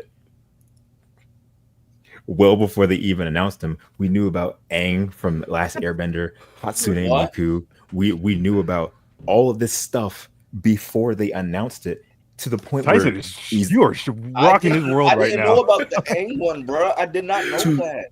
To the point where Iizuka was asked about it, he was like, "Look, these are license deals. They could go away if these leaks keep happening." Like, it's such a bad thing. Nickelodeon suffered a bad one last year called the Giga Leak, where a bunch of like production stuff from SpongeBob and all kinds of stuff came out. 2 movies like just fully leaked. Oh my gosh, yes. Yeah, like the Plankton movie and the Sandy movie. Oh yeah. And then people posting the entire movie on Twitter. Yeah. Which was hilarious. But on the side of Barney, when it comes to Barney's world, it's been bad since it started. It's been really like to the point where like, how does this even happen? Like unfinished episodes just showing up on YouTube. Like I don't understand how that someone can just like come and it I don't know who it is, but it doesn't seem like it's coming from like a Mattel employee. It might be coming from like someone entirely different. And it's not even just Barney's world, even just Barney stuff that I don't even want to talk about because I don't know. Like Barney stuff has just been leaking and then just being deleted. And like the rumors are starting. Like there's a lot of weird things that are going on and people just getting their hands on stuff that they shouldn't have hands on. And they're just sparingly just coming out. And I don't know what they are doing to kind of combat that. Because even back when episode 1 aired, there would be leaks and stuff and still are on YouTube. So it's like, it's really bizarre. If I had a guess, and I've talked to a few Mattel employees and insiders through various means, what seems to be the happening is that Mattel seems to have a very bad firewall and bad online security, and so all of these unfinished episodes are being passed, from executives to different people into the cloud, into these Mattel only servers that are then being downloaded by other people who already have access into Mattel stuff. So they give it There you go. That's what I'd like to. That's what I think is the most logical reason. Is just Mattel's security is bad, and people are just like who have already gotten into those servers are just like getting back in them. Apparently, it's notoriously easy. I don't know. I'm just a guy who likes Riff, but apparently that's what's going on. Guys, it's called Surfshark. It's not expensive. Not sponsored, guys. Purple Rain. Yet. Yo, very good. Yeah. Yeah, I agree with everybody. I'm not sure. Like Hedge said, everything is getting leaked nowadays, and it's not even just the new stuff. There's like older stuff. Like I don't know if you guys have been seeing. Like there was a Backyard Against Lost pilot that was leaked, and that it looks crazy. There was a Bubble Guppies Lost pilot that was leaked. There's a Dora Lost pilot. Pilot. They're like it's all coming. Phineas and Ferb Lost pilot. Yep. Mm-hmm. It was a crazy month. Well, I feel like with those properties, they were gonna like show up like anyway. Eventually, like even before all these, like the Boondocks pilot that was leaked. And that's how we learned that like Alicia Keys was gonna play Huey. See, but Backyard again, they was holding that pilot for. They were fighting to keep that time. One hidden. Yeah. Oh yeah, they were Backyard. Threats.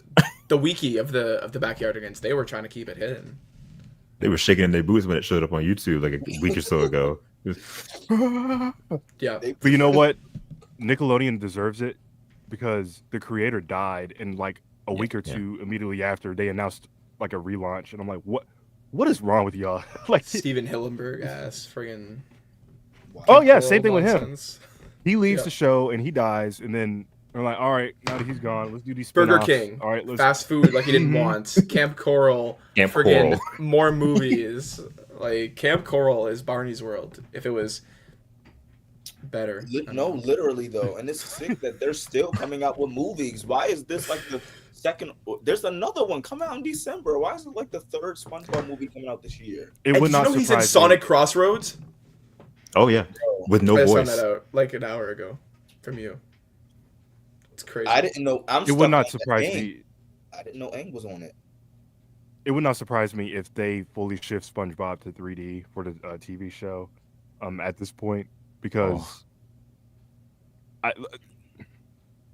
2D animation is somewhat making a return. I watched the Looney Tunes the day the Earth blew up last week. Yeah, phenomenal movie. I'm not saying it's saving 2D, but it did. But I feel like 2D is somewhat making a comeback, and I think it is needed. Yeah, I would not be surprised if they do that. Back to this though. Yeah, it does not surprise me that this stuff is easily accessible for those who were either, like we talked about the Masters earlier. People are being entrusted with this to share it to the specific people who are working on it. So, like you said, they get the storyboards in, they get the story in, they start animating it, and it has to go to, like people like executives, like the people who have the last say so, to watch, view and be like, all right, make these edits, and then let's kind of walk out with that. It's mildly frustrating because we're seeing the reaction from the general public in general, who just are kind of confused and somewhat kind of disdain for the new Barney. There are countless TikTok videos of people just going to Walmart and being like, "Oh, Barney's back," and then playing like the boombox or like squeezing the stomach of like one of the plushes and then hearing his voice or hearing the new "I Love You" song and being like, "What is this?" See, I have this. This is my Barney bag that I have at work. I carry it on me. It is from '93. It's very vintage. Oh, okay. Anytime I walk by at work, this happened a few days ago. A coworker saw it and says, "Oh, I love Barney. I loved Barney when I grew up." I said, "Yeah, I love Barney." And the first thing she said after that was, "I don't like the way he looks now. I don't like what they did to him." And that's the general consensus everywhere. It's not going to change. No one's going to warm up to it. Never. No. And it's a shame too, because now it's gotten to the point where people are going, "Oh, look at Barney. I love Barney. Why did they do that to him?" As opposed to, Barney was my childhood. They can't even just like finish that. It's always just they should not have done what they did. And it's like, and I get why they did it. Like, if you're going to try to transition Barney into this modern age of preschool animation, Tyson, you brought up a very good point that I forgot to give you props for in our conversation earlier this week. But whereas Barney was once the linchpin of this is how you make a preschool show, he is now unfortunately following the current trends. Yes. How did you describe it? Like, he's like, they're following the new age of the Cocomelon era. Cocomelon and Blippi and all of them. Yep. All the same ones. And now it's like Barney was known for being a pioneer of toddler entertainment, and now it's like Barney has actively done everything in its power to just follow what's popular. I don't know literally anybody who has sat down and watched Barney's World and been like, given a valid opinion on it. Like, it's just either like, oh, Barney's back, I don't like the redesign, he sounds dumb, whatever. No one actively watches it. I don't even know how this show is succeeding, man. Truthfully, I hear nobody talking about it. It was like, man, Barney's back. That's it. Oh, and the plushies are out. That's all I've heard, effectively. Like, as a non-Barney fan. You know what I mean? I saw some reviews and people were saying it's fine. It's not hurting anything. It really is fine. It's an okay show. I watched one of the leaked episodes. That was one of the only ones I ever watched, was the Billy one. And like, not gonna spoil the episode, obviously, but it's a fine show. It really is a fine show. Truthfully, I would have been more into it had it been like a Barney that sounded closer to Barney. And like, if I Love You sounded good. If Everyone Is Special wasn't like bad. You know what I mean? But like, the show itself ain't bad. Like, what is it? It's got Mel, Hairbrush Kid, Oppenheimer. Like, the kids aren't bad. The kids aren't awful. And who? You know those like beige hairbrushes with like that are like beige and they have like they're like that. Okay, that's David. Yo, you're sick. That was a weird. I don't know. To give him a flat top in 2024. It was very weird. It's like 90s. No, that's not even whatever. Yeah, they're fine. I feel like there's two sides when it comes to this show. It's for sure the children who that is their main focus, mainly those whose parents grew up on Barney, for them to like find this and be like, oh, hey, I like Barney too. This could be your own. And then there's the other side of them trying to get parents to get their kids to watch it because of the stuff they're like trying to implement inside. So, let's bring back the janitor character, but let's call him by his first name because that's how adults are somewhat cool with kids nowadays. Bartholomew. Yeah, let's rename him, but also keep his design, but change everything else. Let's make it special where we combine some of the best home videos of that era and smush it into one. Yeah. And I get what they're coming from, and it's all about marketing. Like, hey, do you remember this from this video, or do you remember this from this episode? Yeah. Well, now it's in this new thing, and it's like, okay, now you're making me want to think about the old stuff, and nostalgia is very profitable. Absolutely. Yeah. Oh, definitely, 100%. And I feel like they're trying to do this thing of like, let's stand on our own 2 feet, but also let's remind people of the past so people can watch our stuff and buy our stuff. Because at the end of the day, with kids products and kids shows now, it's not about teaching integral lessons that will expand towards a child's life. It's now about, okay, let's get this child to like this character so they can beg their mom or dad to buy our products at Walmart. Do you know of that meme where it's like you're talking to somebody, it's like you're explaining something, jingle jingle, look it, it's your keys, I'm gonna keep talking to you, but just so you're paying attention, jingle jingle. That is children's television. It's like bam, shot.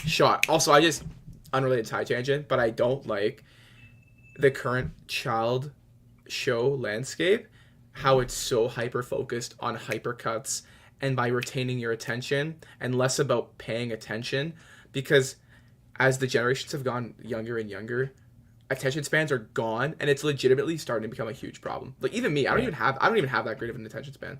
Like, and it gets worse when like every movie is like another shot every 2 frames. Yeah. And kids programming is not trying to help that. It's trying to use that to establish a connection in their brain, and then that becomes a whole multimedia franchise. Whereas Barney did it like in probably the most like wholesome, special, good way you could start a brand like that. Well, like it's not just like children's shows in general. It does suffer. Like, you're right, it does suffer it the worst. But I mean, like adult animation, that always like suffers past its maybe like 3rd season. Everybody knows, like, nobody watches the new Family Guy because it's bad. Well, that's the general consistency. I'm a big fan of Rick and Morty. I don't like the new stuff, not because the guy isn't voicing the 2 characters anymore. It's just very poor writing.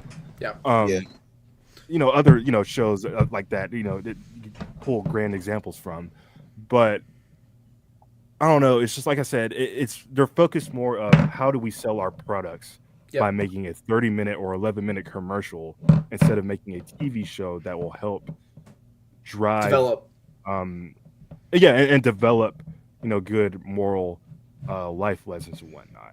And in this current state of the world that we live in, and due to our poor, leadership, we're not really getting pushed for that through the entertainment landscape.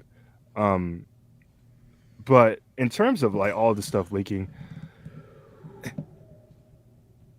we can't stop it. Corporate can try their best to stop it, but clearly they just either aren't paying attention or unaware, or they just don't care. And it's going to be very interesting to see. I can't confirm that there will be a season 2, but judging by the toy sales, it's bound to happen. You were asking about like the status of the show. It was a top 5 TV show on HBO Max a few months back. I don't know if that's just changed now. But and also the way they're releasing these episodes, people are starting to forget that this is a thing, because they'll do a 10-episode drop, not do anything for like 2 to 3 to maybe 4 months, and then new episodes here. Yeah. It's like, what? It would have been nice to know, like, you never see any commercials, any marketing. That's what Power Rangers would do late in its lifespan. Really? Oh yeah, oh my gosh, people hated it because when Power Rangers came back after Disney sold it, and they signed a deal with Nickelodeon, and what they would do they would put out episodes for like I don't know how long the period. It would be like a year, Edge. It would really be like when Power Rangers was sold to Nickelodeon, their season Samurai aired in 2011. And when season 1 was done, there was like 20 episodes. We didn't get a season 2 for a whole nother year and a half. And then you look, there's this commercial on Nico coming soon. The new season. And they did that. Nickelodeon did that for years with Power Rangers. You would literally forget that Power Rangers was even on or even existed. And Power Rangers is back. And then like little marketing, and they would happen again and again and again. And people they wouldn't air reruns. They would not show reruns. Once the season was over, they stopped airing Power Rangers. They wouldn't show the old episodes. They wouldn't keep it coming. You had to wait. Power Rangers came on Nickelodeon every Saturday at 12 noon. And after the season was done, it was done. You had to wait until the next season to come out to watch it. Yeah, Barney might be suffering that right now. Well, okay, there's 2 things as well. One, Cartoonito is over, and the network they chose no longer airs that show. So what's the next plan? Are they going to drop everything on YouTube and Max? HBO Max. Are they going to, choose somebody else? I would like for the show to go to PBS. I would like for Barney to return back to his roots, but we're just waiting on a decision either by next week or the week after. Mattel, you can put Barney's World on my channel if you want. Just don't set it to Made for Kids, please. No. If I can share some revenue, please. Don't even start with Made for Kids. I can't. I'm so sorry. I'm so sorry. I know you're suffering. I went to one of your videos one time and I saw it was made for kids, and I was like, he didn't do that. That wasn't his fault. You know what's crazy? That the Barney songs video like got hit with a made for kids, and I'm like, dude, you gotta be kidding me. I have this notice in the beginning of the video. I put mild language and then F * K in the thing. I'm like, dude, you serious? So I submitted an appeal like in YouTube Studio, and they're like 72 hours later, they're like, actually, this is made for kids as we reviewed, and I'm like, yeah, no. So they don't watch the videos. No. So I went to it took me a while. I'm like finally a contact support that is non-existent. I'm like, look, I wrote this whole thing up. I'm like, this is not owned by Mattel, not by Lions, not by Hit Entertainment. This is by me. And then explained why. And then with Kappa, whatever. Took me a whole week, and I think a week and a day or two, and then they get back to me, hey, your video is actually not made for kids. And I go, well, I'd be getting back the revenue that I would have gotten from this period. And she goes, unfortunately, we cannot guarantee that you'll get your revenue back. We didn't even know you monetize it. Oh yeah, no, it's I am grateful. I don't make it for that reason, but it is a nice plus. Trust me, I don't, because I make videos about Riff. No one cares about Riff. And there's no one here. I love him, but he's everyone's least favorite child. You know what I mean? Oh, wow. He's the one that takes the pictures at the family reunion. You know what I mean? I made a video about the BJ spinoff they were planning in the late 90s, and that got hit by Made for Kids. And I was just short and sweet with the appeal. I was like, look, watch the video. Like that's the main issue with them. They're just not. What is more like the AI algorithm just kind of looking at them like, oh, that has puppets in it, so that means that's for children. And it's like, no. Also, slightly unrelated, because I think I just did it. I've never met anyone named Tyson, so if you hear me say Tyson, that's because there's a Power Rangers character named Tyson. You heard that? I was like, I said Tyson. It's like, so that's all right. No, I just wanted to clear that. Yeah. I think I also had I made this Barney International mix. It was one of my first videos. It was like the hit theme with a bunch it was of it was a multi-language. It was multi-language, you know what I mean? I put a lot of work into it, and I also put a lot of work into transcribing everything, because besides English, Spanish, German, Italian, French, there's not a lot of transcriptions for the Barney dubs. They exist, the audio exists and the video exists, but there's not a caption translation. I'm like, dude, I don't speak Taiwanese. I'm not gonna know what they're saying. So I had to go go and find translators, whatever. A lot of work. And it didn't get hit with a made for kids nor a copyright claim. And I was like, well, ballin', awesome. Then it got hit with a copyright claim, and I'm like, dude, from Mattel, I guess. I go and look, and it's Pro Sound Karaoke, and I'm like, dude, I used to listen to Pro Sound Karaoke. I'm like, oh, this is cute. I'm happy they're still around. So I submit the appeal, and I know Pro Sound Karaoke's version is the one that was used in that one Barney website, and is also based off of season 1. So I submit the appeal. No, I'm lying. I've been telling just a wrong story. No, I didn't say all that. It got hit with a made for kids, and I'm like, oh, I appealed it, and I'm like, this isn't made for kids. They were like, not only is it made for kids, we're striking your channel. I'm like, what? Because you use the Pro Sound Karaoke. I'm like, dude, this is the hit instrumental. This ain't even yours. And I'm like, this ain't even mine though. It's not even yours though. And they're like, this is the Pro Sound Karaoke version. If you don't do this, we're gonna we're gonna give you a strike. And I'm like, well, shoot, fine. But it was crazy. It got all at once. It was I'm like, hey, this isn't made for kids. Guess what? Channel strike. YouTube support system is brutal, especially on Barney stuff. It's frustrating. I've been in the process of doing a whole retooling of my video style. I'm not gonna spoil it, but I can show something that I do have as part of this rebrand. I'm trying to rebrand the channel a little bit and going for more stop motion clay based aesthetic. I don't have everything on the table right now, but I wanted to show you guys this.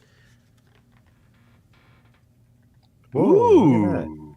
Okay. It's a little baby TV from the lyric intro. I have some potted plants. They look like BJ Baby Up and Riff, but I'm not getting them out. I'm trying to do a whole push. This is a little something, but it was mainly in a what on earth? I'm younger than all of you, and I've never seen this before. What is this? I'm surprised. It's a little thing that. Do you guys know about mewing? It's like this. I want you guys to like follow me, okay? Okay, it's like the dino dance, except not. Okay, so everyone raise their right hand. Okay, raise your hand. Just raise your hand. No, I promise, it's good. Now make a shushing motion. Okay. Oh. Now think for a minute. Think for a minute. Scratch your chin. Yeah, scratch the chin. Scratch the chin. Now you're gonna put your finger on this part of your jaw, on the far part, and you're gonna like drag it down. And you're gonna go back to thinking, back to shushing, dragging it down, and that's what the kids are doing now. You should do it like. Oh, often. that's the Rizzler. Well, I think he popularized it, or he does it too, but it's not like his thing. Yeah. It's like a thing people do. Like trying to be a butthole, like. No, it's more like to assert yourself, you know. Oh, Caleb, okay. what would you do if we put on "Come On Over to Barney's House" through the VHS tape and they got the dino dance? They're like, everybody start. I would laugh so hard. The music stopped. That's crazy. Cuts to the cameraman. That's crazy. That's insane. I would love to see David Joyner. That's crazy. Duncan coming to cut. Are you rizzing too? Okay. Oh boy. Dude, my favorite home video is "It's Time for Mewing." That's my favorite. Oh my god. The rise and fall. Going back.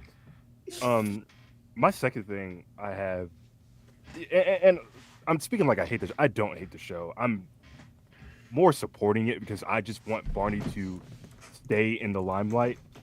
But the other thing I hate, I dislike them like inviting social media creators and whatnot, like family creators specifically, to their events so they can like meet Barney and meet those terrible cutouts of Billy and Baby Bop. There was a recent one in California. I'm like, guys, no one knew this. You're just like inviting like random people, and instead of like the public and whatnot. And I get it. Like you want like people to like talk about it and whatnot, but it feels like that there's a disdain to try to push this on certain people. But like, hey, watch this too. But we're gonna get these people in so they can get free stuff. And it's like, it's unfair. But yeah, watch it to your own will. I do not know when they are going to officially premiere, but look for it when it does. Before we get out of here, I know we really need to get off soon. There were some things that transpired within the Barney world, no pun intended, or maybe pun intended, I don't know. Let me find it because I made a list of things. Well, okay, let's just name them off by my great mind. So obviously, earlier this year, Mattel finally licensed Barney out to Funko, and we got the Barney and Baby Bop Funko Pops. And not Riff. I feel like he's coming, as well as BJ. BJ better be coming. I need my goat. Yeah. So those came out, and of course, this year Mattel is celebrating their 80th anniversary. With a couple things that they're doing with a lot of their brands, and they are doing their own line of Funkos, and Barney is returning to that line. It's the same Funko, he just has different eyes. It's the same mold, but just literally the same one. Mold. Yeah. So instead of the dead Funko eyes, he just has like the Barney's World eyes. Which I think looks worse than the Funko. It does. I don't know. It literally like it does look worse. It doesn't look right. For sure. Absolutely. Agreed. Also, Mattel also announced a mobile game that I do not believe is available on the App Store right now. But be on the look for it. Barney is included in it. And you know who's not included in it?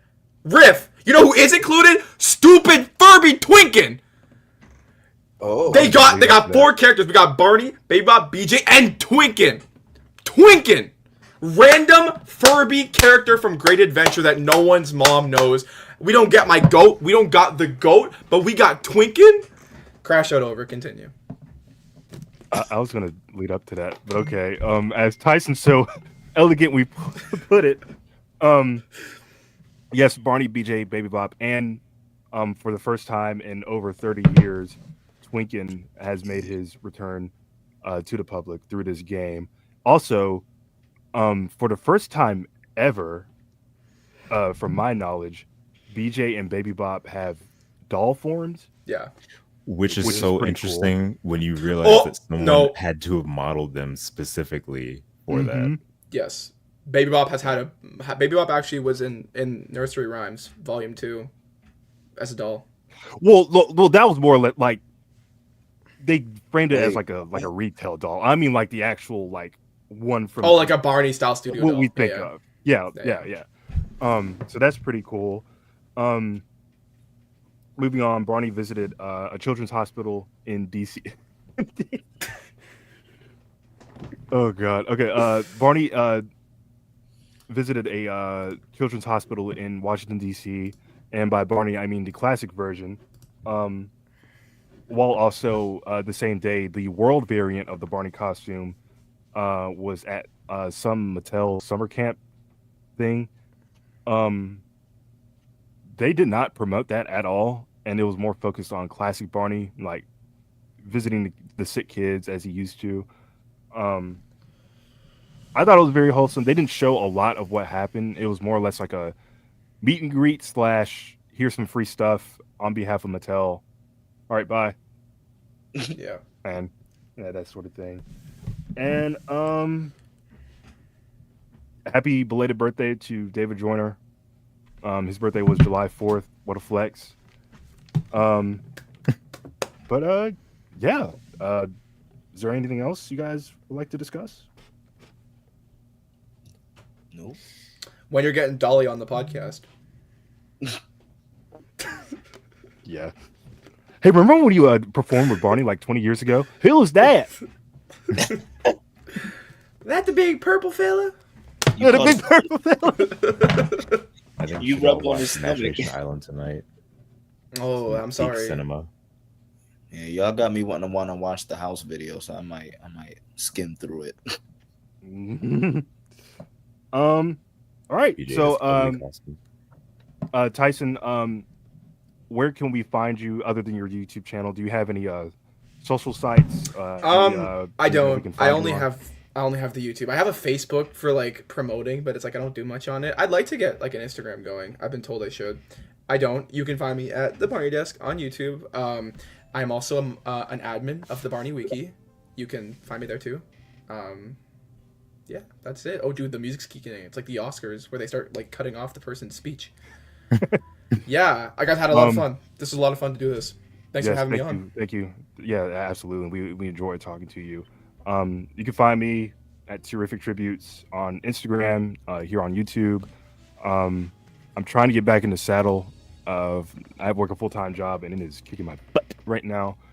So just be patient with us. Malakai, anything you want to add? Anywhere we can find you guys? Any projects you're working on that we should know about? All my Barney folks, I just want to say I appreciate you for being patient with the Power Rangers onslaught that's been happening. I promise I'm coming back before summer is over. There's Barney stuff being worked on currently, not just reaction stuff, but actual like season stuff. So just I appreciate y'all. Hang on, I'm on my way. Tyson almost had a heart attack.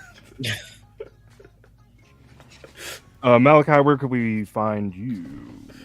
I'm on Facebook. My name SO Malakai Finch. You can find me on Instagram, Kai Fans, KAIGOTFANZZ _ if you want to follow. More than welcome. Cool. Also, follow Karan at Mr. K's Clubhouse on Instagram as well as Facebook and TikTok. Like I said, season 4 is being filmed at the moment, but you can catch the first 3 seasons on his YouTube channel, which is also Mr. K's Clubhouse, and also look for his other offshoot projects that he is working on outside of the Clubhouse. But until next time, keep an eye out from when we're doing this next. But until then, Barney fans, I love See you. I'm going to Barney's house right now. Thanks for watching.